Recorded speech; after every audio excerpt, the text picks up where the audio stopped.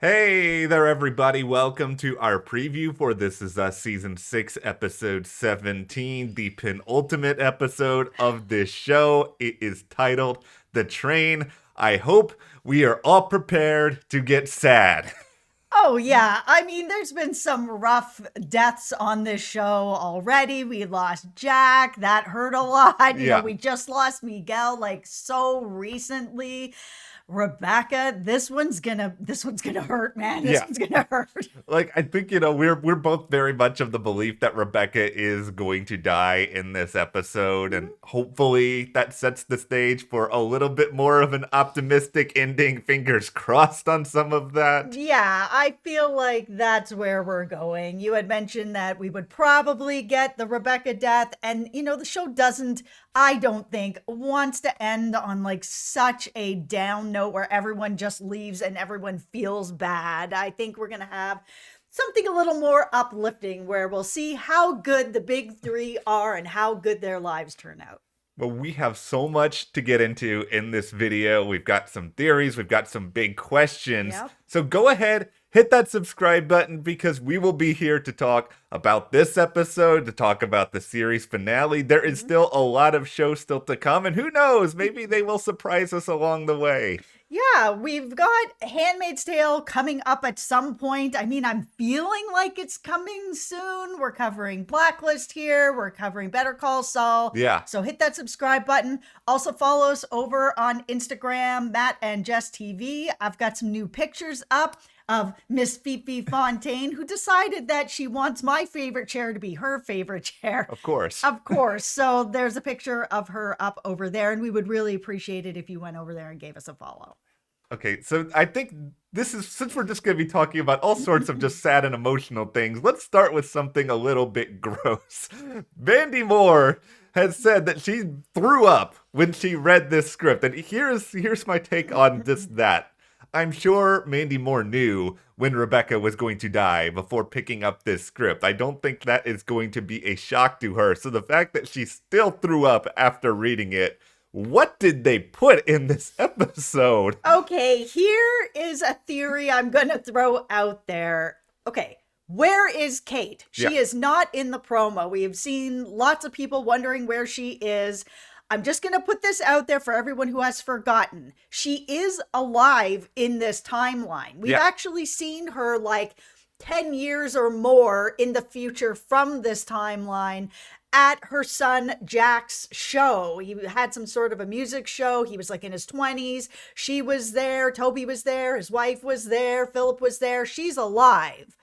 So here's where we come in. Where is Kate? So we saw that Toby a few seasons ago got off the phone. He showed up there and he was like, "Oh, I just got off the phone with Jack. They're on their way." I was like, "Okay, well, if Jack is 12-ish, Yeah. which is he would be with one of his parents, and he's not with Toby. So if he's not with Toby, he's with Kate. So maybe Kate is on her way. They're all on the East Coast.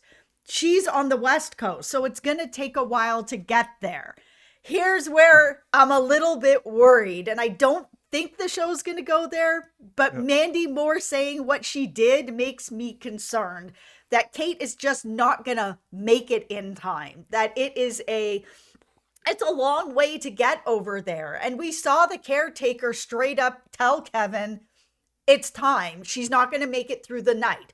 Okay, well, we've seen them at the night, and we've seen Toby is there and Randall's there and Kate is not there. So she is probably still on her way. And that's where I'm kind of like, is this what's going to happen? That Kate ends up being, the person who's in charge of Rebecca's health and all of this, and she just can't make it in time. This would this Oh, would be devastating. I don't know if I would be able to emotionally recover in time to do a video about that, but It's possible. I think the thing that's so weird about all this is like for seasons, it just felt like to me them not showing Kate in this sort of timeline was them just trying to build up suspense and make us wonder. But Yep. wouldn't it be interesting if this turns out kind of like you said here, where there's actually a real substantial reason why we haven't seen Kate beyond just them like teasing with our heads, making us worried that she's gonna be dead? Yeah, she's not dead. No. So, where is she? And there's only really a couple of options. I mean, we saw in this promo, it looks like they had like a group of everybody in the living room, and Philip is there, and he's got his hand on the back of someone who's probably Jack around that age. So then I was kind of like, okay, so two things are happening in this scene then. Either Kate is in the other room and she just hasn't walked into the room yet, and the promo wants us to think that she's not there, so that we're all like, where is Kate? Because that's exactly what is happening. Yes.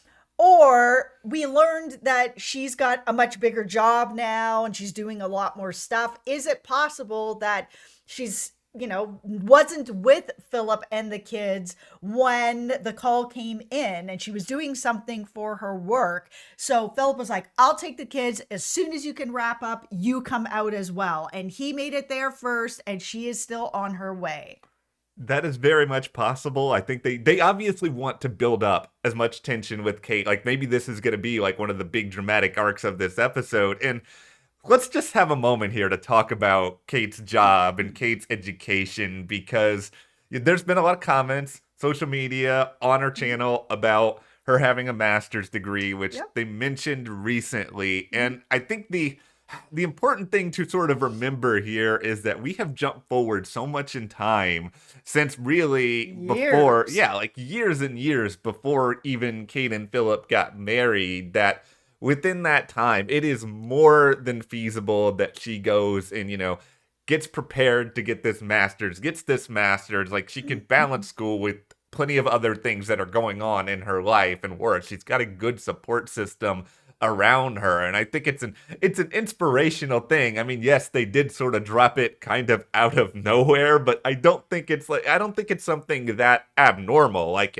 this sort of thing, people go back to school whenever they want to go back to school. Yes, I'm one of those people. I didn't have an opportunity to go to university or college or anything like that until I was in my 30s, and then I was able to go to college. Like, sometimes that's just the way it is. I have a friend who's in her mid 40s that is getting her bachelor's for the past couple of years through online courses and being able to go to the school and whatever. It's just people go back to university all the time, and it's not that abnormal that Kate would do that as well, especially since it is like those like 5-10 years here where there's all that jumping around.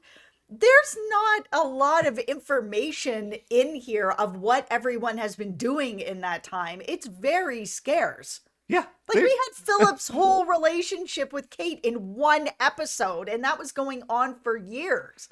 I understand that Dan Fogelman wanted to end this show with 6 seasons, but it's just like, man, you could have given like another 1 year to kind of build up a lot of this stuff. Come on, Dan. We love you, but this needed another season. Yeah, there's just a or lot at of least a couple more episodes. Like, just make it a little bit longer. Yeah, because there's so much of Kate we don't know about. There's so much of like the older version of some of these Pearson kids that we don't know that much about. Like we've gotten like little teases of like Tess and Deja in this timeline, but it's like we've barely even had any of Tess and Deja in like the quote unquote present timeline for this last little while. So there's so much of like their story and their end game we're missing out on. Absolutely. And if they are not all there, and it looks like they are in the promo, I mean, some of the scenes went by pretty quick and I was like, who is that? Yeah. Who is everybody? It looks like they are there, but I mean, again, it went by pretty quick and my eyesight's not that great. Even with the Philip, I was like, is that Philip? I can't really tell.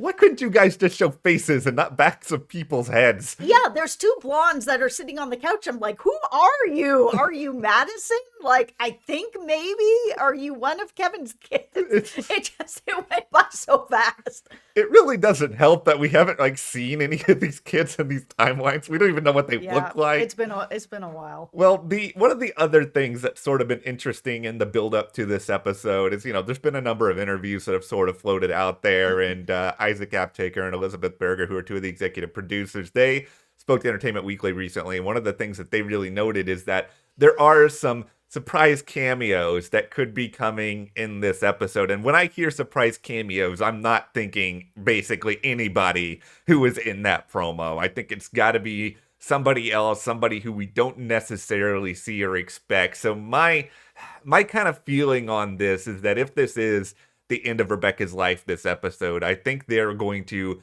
tribute in some way a lot of the people who affected her over the years. I think we will see Jack Pearson. I think we will see Miguel. And I'm not necessarily saying it in like a ghostly or supernatural sort of way. I think I wouldn't be shocked if at some point during this episode we see sort of things from Rebecca's point of view and she's going to envision Jack or Miguel or someone else standing there with her, offering some sort of comfort, like giving her that last essence of memory that she still has of them.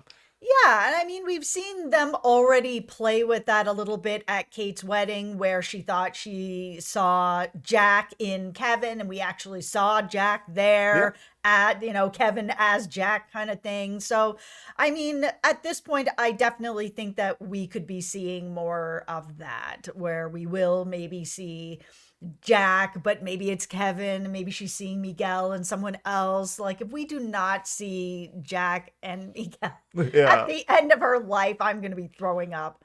It's going to be really, really hard, because I think so much of this past episode was sort of a tribute to Rebecca in a lot of ways. Yeah. And I think at this point, we want to sort of keep that going. But okay, this is where things might get a little bit controversial when it comes to my opinion, but I'm just going to, okay. Oh no.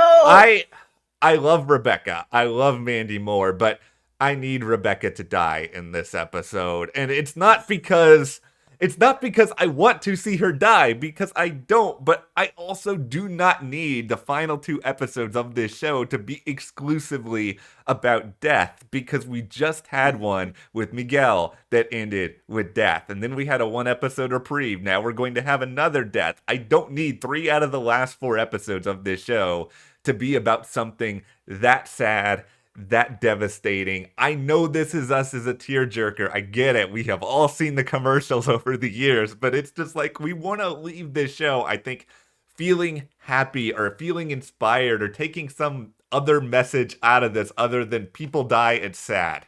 Tears of joy. That's what we want for this final episode. I agree. I don't think it's too controversial. I think that it is what a lot of us probably need. And it's not that we want Mandy Moore gone from the show. Yeah. She's fantastic.